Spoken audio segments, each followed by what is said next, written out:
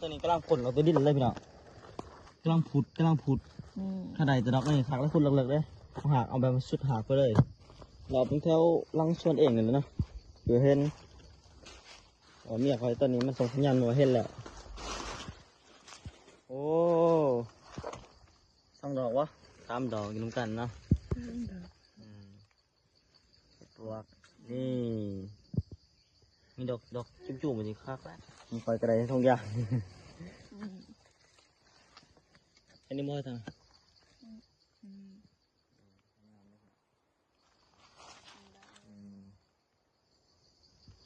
อีกดอกนึง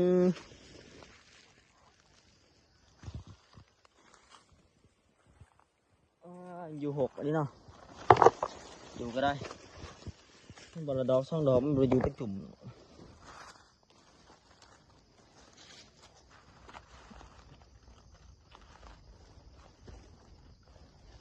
อ๋อเด็กเว้ยหมุนมาเลยปวกหักเลยวะท่านนายผู้ชมสัญญาณมาว่าเห็นอีกแล้วใช่เห็ดปวกเป็นสิ่งได้หนาตามจุ่มหน่อยวะอันนี้ก็แมนวะแมนเห็ดปวกแมนไปแล้วก็นี่เยอะนี่ใช่ไหมเห็ดปวกนะขุดเอาเลยโอ้ยยังบ่สุดเจ้าสับมันก่อนนี่ข้าหายหน่อยดิอันนี้ใครเชียร์แล้วไม่เห็นนะแต่โอ้ตัวนี้กำลังผลเราตัวดิ้นเลยพี่น้องกำลังผุดข้าใดจะดอกนี่หักแล้วคุณเลิกๆเลยหักเอาแบบสุดหักไปเลยนี่สุดหายเยอะเลยโอ้หักแล้วนั่นถอยแล้วพี่น้องเอ้ยนี่กำลังโผล่เลยเอาคุดหยิบมึงดูเอามาแล้วโอ้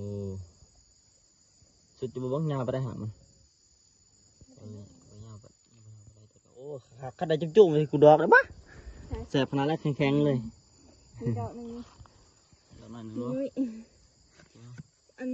จงมันใหญ่มือใหญ่นะเหมือนพวกดอกมันใหญ่เนาะ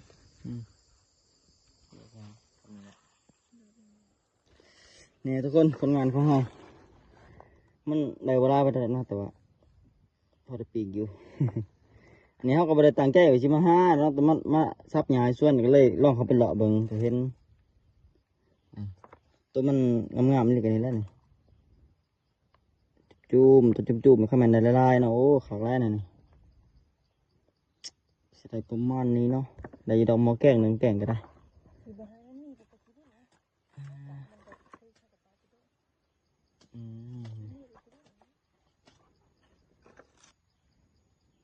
ตัวนี้ก็เหี่ยวก็สิประมาณนั้นแล้วก็ได้แมงแข็งเนาะก็ได้แกงอยู่แล้วสุดนี่แมงแข็งนี่ก็ปนอาจจะใช้กระชิปีกปนใช้กับแมงแข็งนี่แหละ